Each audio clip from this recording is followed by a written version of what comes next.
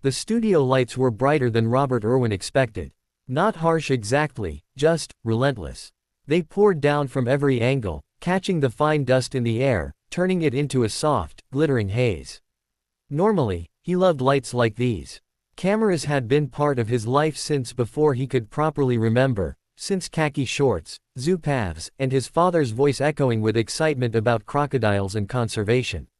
But today felt different. Robert stood just off stage at the Today Show, hands loosely clasped in front of him, forcing a calm smile as a producer adjusted his mic. He nodded politely, thanked her, and listened as she gave the usual cues: where to sit, when to look into which camera, how long the segment would run.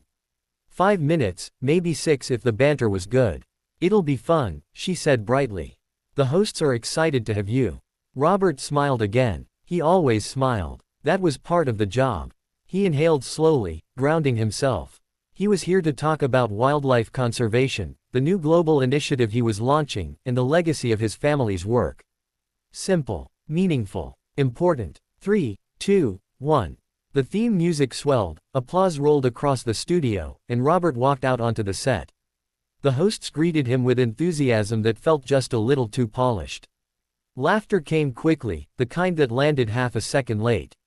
Robert took his seat, straightened his jacket, and folded his hands in his lap. "So great to finally have you here," the main host said, beaming. "You've grown up right before the world's eyes." Robert nodded. "Yeah, it's been quite a journey." The first question was harmless enough: how he was doing, how the zoo was evolving, what excited him most about his current projects. Robert relaxed, leaning into familiar territory. He spoke with warmth and clarity, eyes lighting up as he described endangered species and hands-on education. The audience murmured approvingly. This was going well. Then the tone shifted. "So," the co-host said, tilting her head with a curious smile, "you've spent your entire life in the public eye. Do you ever feel like you're just living in your father's shadow?" The question wasn't new. Robert had heard versions of it for years. He had learned to answer with grace, with respect, with balance. "My dad's legacy is something I'm incredibly proud of," he said calmly. "But I'm also focused on doing the work in my own way, for the future." "But be honest," the host interrupted lightly, laughing as if it were a joke. "If your last name wasn't Irwin, do you think anyone would care?"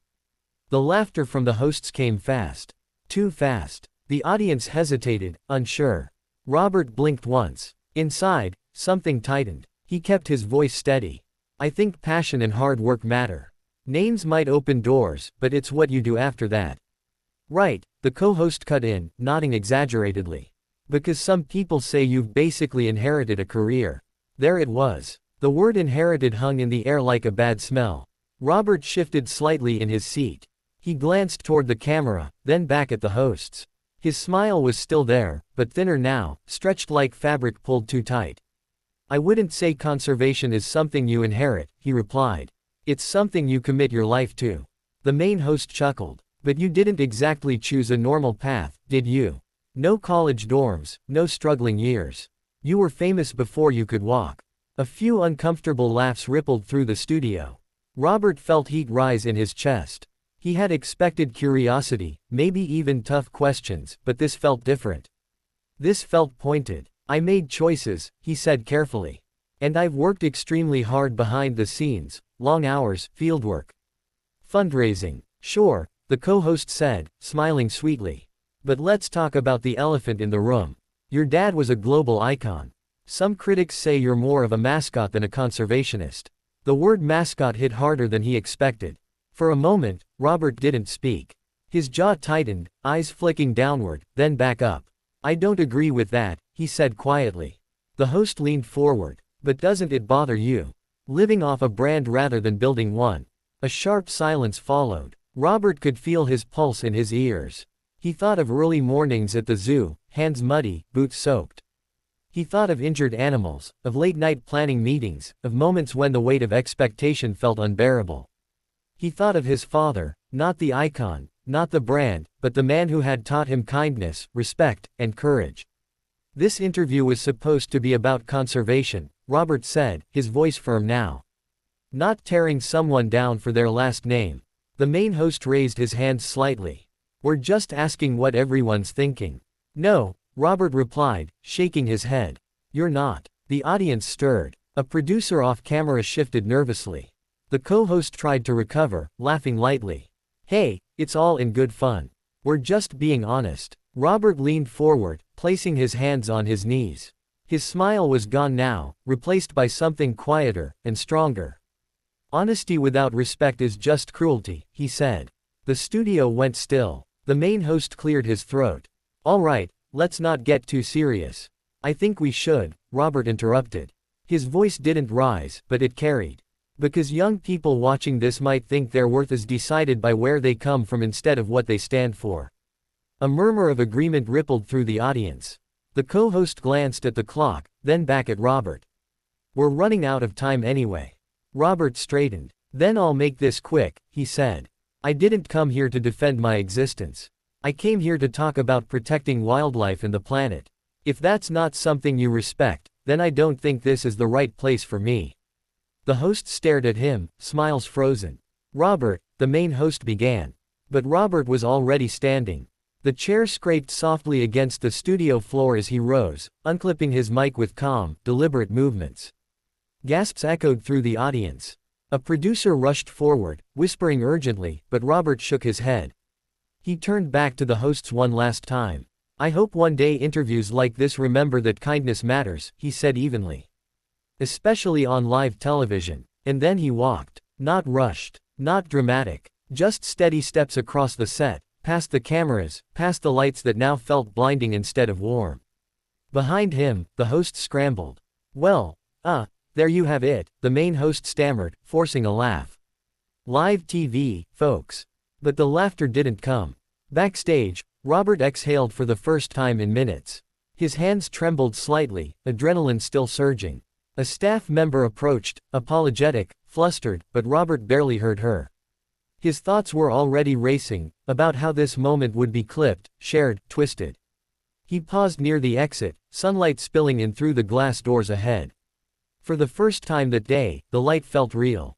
And as he stepped outside, leaving the studio, and the humiliation behind, Robert knew one thing with absolute certainty: walking away had been the right choice. What he didn't yet know was how loudly the world was about to react. Outside the studio, the noise faded fast. The glass doors slid shut behind Robert Irwin, cutting off the buzz of producers, the echo of awkward laughter, the frantic energy of live television. Trying to recover from a moment it hadn't planned for. The city air felt cooler, sharper. He took a few steps forward, then stopped, hands on his hips, staring at the pavement as if grounding himself in something solid and real. A familiar feeling washed over him, not anger, not regret, but a quiet sadness. Not for himself, for how easily respect could be discarded when entertainment demanded a sharper edge. His phone buzzed almost immediately. Once, twice, then non-stop. Messages flooded in from his team, his sister, old family friends. He didn't open any of them yet. Instead, he leaned against the wall, closed his eyes, and breathed. In through the nose, out through the mouth. Something his father had taught him years ago, during a tense moment with an injured animal. Stay calm, Steve Irwin had said back then. Calm helps everyone. Inside the studio, panic had set in. Producers huddled around the hosts, voices hushed but urgent. Social media screens were already lighting up, clips spreading faster than anyone could stop them. The walk-off had been clean, composed, and devastating in its simplicity. No shouting, no insults, just dignity. And that, somehow, made it worse. Within minutes, hashtags began trending worldwide. Some were cruel, predictable.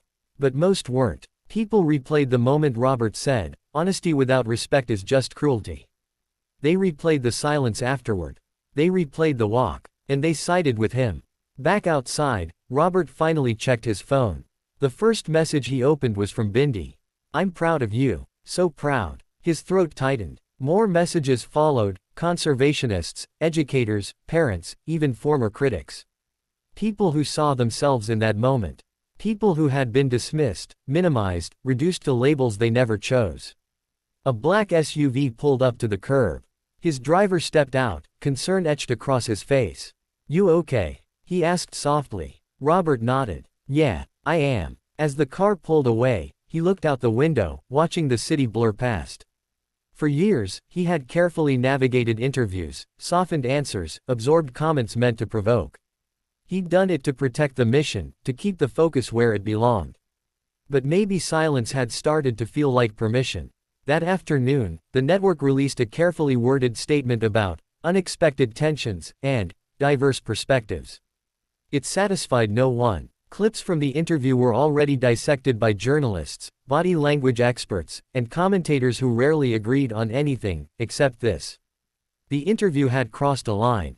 By evening, a short video appeared on Robert's social media.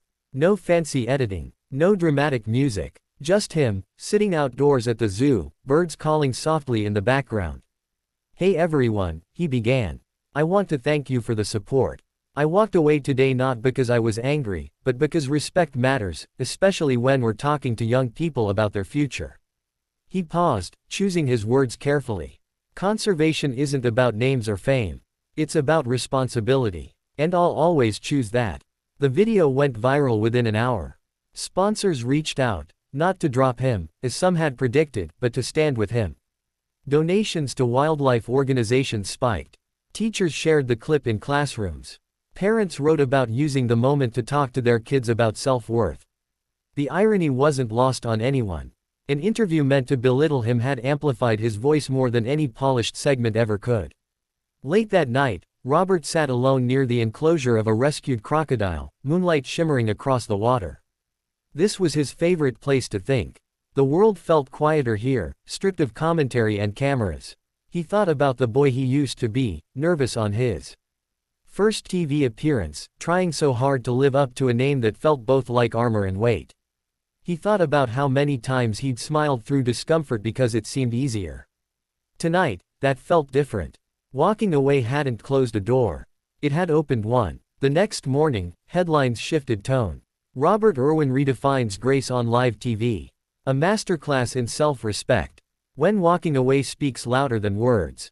The Today Show announced a review of its interview approach. A private apology was reportedly sent. Robert read it once, then set it aside. Forgiveness, he believed, was important, but so was accountability. He didn't give follow-up interviews right away. Instead, he went back to work. Back to muddy boots, early mornings, planning sessions that stretched long past sunset. The animals didn't care about trending topics. They just needed care. And that grounded him. Weeks later, when Robert finally agreed to speak publicly again, it wasn't on a morning talk show. It was at an international conservation summit, standing in front of students, scientists, and activists from around the world. Someone asked him about that interview. He smiled, not the polite smile from before, but a real one. "Sometimes," he said, "the most powerful thing you can do is leave a space that doesn't honor who you are. Not with anger, not with noise. Just with clarity." The room erupted in applause. Somewhere, a clip played silently on a screen, the moment he stood up, unhooked his mic, and chose himself. And this time, no one laughed. Because everyone understood exactly why he walked away.